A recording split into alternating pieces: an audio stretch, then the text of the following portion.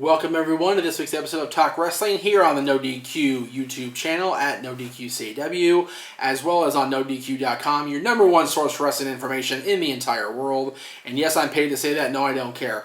I am Jeff Meacham, and today's show is also brought to you by the NWO. Not paid for because Aaron pays the bills, not Ted Turner, but This week is the anniversary of the start of the angle that changed wrestling forever, the New World Order. This week in history, 1996, Scott Hall walked down the aisle in the Macon Coliseum in Georgia and changed the world as you know it forever. So, big ups to the NWO, Scott Hall, Kevin Nash, Hulk Hogan, Hollywood Hogan, and everybody else that was involved in the angle. Yes, even you, Virgil. Thank you, everybody, for tuning into the show this week. Okay. This week's questions come mostly from Instagram, because I put an Instagram post out weeks and weeks ago about getting questions for the New Talk Wrestling, but that was before I rejoined NoDQ.com, so I want to make sure I address those questions. I'll get to those, and I have a couple from Facebook from an old pal of mine, so we'll get to those too. First one comes from Chris at 9mm Heater. Do you think Kane should become a part-timer a la Jericho for the last 2 to 4 years of his career? When he came back with the mask a couple years ago, he proved he could still be a monster, a serious monster. His current character is such a waste. I will agree with you that the Kane character now is a waste. However, I don't think him going to a part-time schedule would be beneficial for him, and I say that only because he's already a part-time wrestler as it is now. He wrestles at the whim of the authority. He wrestles in his, business pants and his no shirt, and Kane is not what Kane was as recently as 2 years ago when he was teaming with Daniel Bryan as part of Team Hell No. He's not the same guy he was 3.5, 4 years ago when he first returned to the heel side and put the mask back on against the Rise Above Hate John Cena. He's not that same guy anymore. Kane's character has evolved to such, or devolved, I guess is the best word I can put for it, that he's not putting him on a part-time schedule. And the difference is Jericho has Fozzy. Jericho has his podcast. Jericho has this. Jericho has that, where he's constantly kept busy. Kane does have outside ventures, but his primary home will always be WWE as long as he is still a viable character. Yes, Chris, his character is a waste currently because he's only really in charge as director of operations whenever Triple H and Stephanie aren't at the show full-time like they were when Stephanie was over in China and Triple H was recuperating from his match with Sting at WrestleMania and doing things outside and doing things in the office. So, is Kane a waste? Yes. Will Kane benefit from a part-time schedule? No. He needs to remain on camera. If he's going to be a viable character, he needs to remain on camera, even in the suit and tie, and remain visible. My good buddy Sandy, at Sandy_stars. Your thoughts on Kurt Angle not being in the WWE after he said what happened in the interview he did for Sports Illustrated. This is a few weeks ago, so I apologize for the lateness of the response, Sandy. I am not surprised in the slightest that Kurt Angle is not with WWE anymore, and it will not be coming back to WWE, at least in the near future, as an active wrestler. Kurt has been a health risk from the minute he left WWE back in 2006. Matter of fact, he asked for time off so he could recuperate and get over the injuries he had back in that year, 2006. He was racked with injury after injury and just needed time off, and then he got released from his contract and immediately jumped to TNA, and has been with TNA the past 9 years now. And number one, that's a kind of a chicken shit move on Kurt Angle's part in the first place to jump at WWE, jump at TNA after saying he needed time off and just wanted to rest. He immediately goes to TNA and starts working against Samoa Joe, who's kicking his ass and vice versa every single week. So I thought that was a bullshit move on Angle's part to begin with. And then he's not been exactly injury-free since he went to TNA. Now, has he? No, he has not. So for WWE to say that he didn't pass the physical is a very viable statement. And I don't think that them allowing him to come back as an active competitor, much like, granted, Ric Flair is much older than Kurt Angle, but Ric Flair has been wanting to come back as a full-time competitor, and he's talked about it on NoDQ.com in an interview he had with, whoever he had the interview with, that Aaron posted, or Steve posted, whoever posted that interview. Both of those guys are not in the prime of their career anymore. Yes, Angle is, as of this moment, the recording, the TNA World Heavyweight Champion, but it doesn't mean that he's a WWE fit capacity. There's a big difference. There always has been. There always will be. This is from Matt at Matt_Willette_music. Willette, like Carl Willette from the old Quebecers, if you remember those guys back in the day. Is it me or are entrance themes more generic and less character-oriented than they once were? Maybe it's nostalgia and rose-tinted glasses or whatever, but I found myself still humming old wrestling songs in my head because of the impression they made. Whereas today I can barely tell some of the themes apart. Your thoughts, JM? See, I like the songs now. I do. I like Rollins. This is very generic, but it's got a good beat to it. I love Ambrose's. I like Roman's, the old Shield music.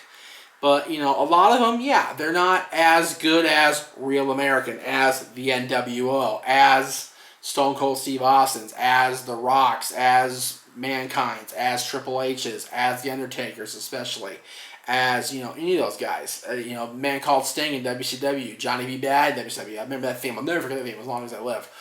You know, the entrance themes aren't as good as they were when we were kids. There's no question about that. Jim Johnson, for whatever reason, has not had the amount of creative flow that he had in the Attitude Era or even in the golden years before the Attitude Era began. And WCW had decent music off and on throughout their run. But nowadays, there's one major company. There's one major music composer. They use very little outside music these days. So yes, the entrance themes are more generic these days, but I still like a lot of the themes they use. Like I said, Rollins, Ambrose, Reigns, Orton. I like seeing the song. I know it's going to give me hate mail. I've always liked John's song, and that sucks of me, but I really don't care. I've liked John's song for almost 10 years now. Actually, over 10 years now. God, they've used that song for over 10 years. Good Lord. Anyway, we disagree, Matt, but I understand where you're coming from. Donnie91 at GoDonald91. Just looked up CZW since you talked about it. Please do a video on it. I'm loving it so far, not just the hardcore either. I briefly mentioned CZW. I believe it was me when I talked about guys like Kevin Owens and Dean Ambrose both working for them. I've never been a fan per se of CZW. I haven't seen a whole lot of their stuff except on like YouTube videos or old, if you remember those, trader tapes back in the day. But back on the VHS, remember those guys? VCRs, those were beautiful. But I can understand where the fan of the old hardcore ECW style, as far as the weapons and the blood and the barbed wire and everything like that, would be a fan of CZW because they were very, very ultra violent in their heyday. But for me, as more of a pure wrestling fan, I find myself geared more toward the old Jim Crockett Promotions videos now. I like the NWA. I like the wrestling style of WCW and the NWA back in the day, and even the AWA I've seen on videotape. But put it this way. I went to XPW's last Los Angeles show before they folded the first time. The original XPW. Aaron and Mike and I, we all went. We all helped run production, kind of. Not really, but kind of. And I'll never forget sitting in the skybox with Tammy Sitch and Justice Payne, watching Supreme and Ian Rotten in a no-rope, barbed wire rope, hardcore death match for the XPW King of the Deathmatch Championship. And I remember both Tammy and I literally dry heaving over the amount of blood and bloodletting and violence and mayhem that was being unleashed in front of this itty-bitty crowd in Van Nuys, California.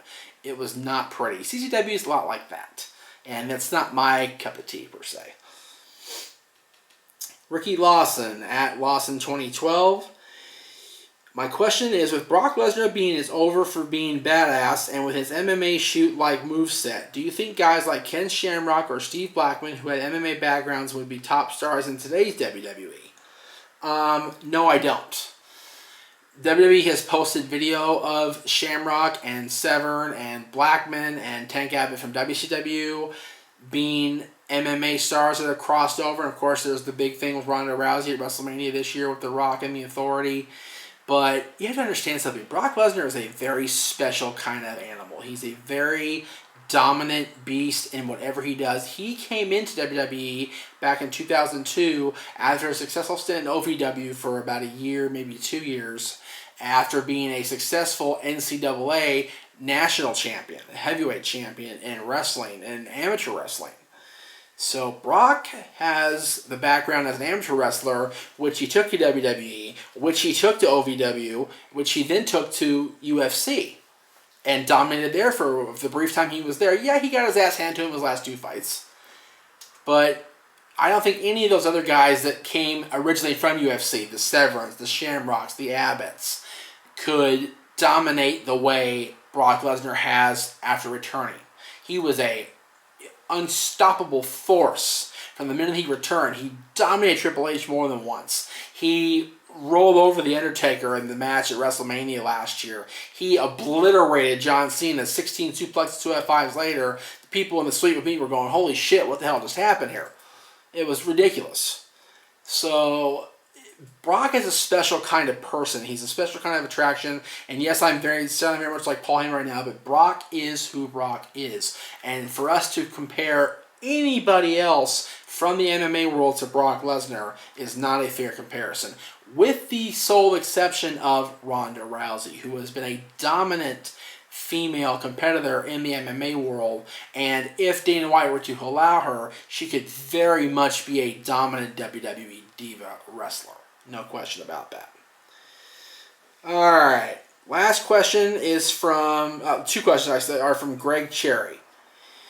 Do you think that GFW will thrive, or do you think that it will have similar problems that TNA has had or is having now? And my answer to that is I hope that GFW thrives and survives and does very well, especially if we have to go up there. I would love to see GFW, Global Force Wrestling, be a solid number 3 or maybe even number 4, because Ring of Honor is still really cooking hot and TNA is still hanging on by a thread, but they are the number 2 company in the world still. But Global Force has a solid roster. They've got great management behind them, and they have the capability of doing so many good things if they stay the course, if you know what I mean. If they continue on track with how they're presenting themselves now, and they have a good solid in-ring product once they start having matches in the ring, then they have nothing but the future ahead of them. And Greg's last question for the show today is, whatever happened to throwing stuff at Rift? Well, yeah, remember, when we did the shows back in 2004, 2005, even 2006 when we were still with Mike, Aaron and Mike were friends in high school and going into college and going into their time together doing the old shows, and then me joining the team in 2002. We were all young and 19, 20 years old and, you know, fresh out of school and just being idiotic teenagers throwing stuff at our friend behind the camera because he couldn't go anywhere because he had no honor at the camera. But nowadays we have technology where Aaron can leave me the entire time doing the show without running the camera himself. He doesn't have to hold the camera anymore. He can set the stationery up and he can just produce it later. So throwing stuff at Rift has become almost passé. Throwing stuff at Aaron is not the same feeling as it was 10, 11, 13 years ago. It's a different time, it's a different place. But thank you for the question, Greg. I appreciate it. That is going to do it for this week's episode of Talk Wrestling. Don't forget to go to check out all the stuff on the WWE Network regarding the NWO. It is NWO week in my heart and my life. And when you're NWO for life. See you next time.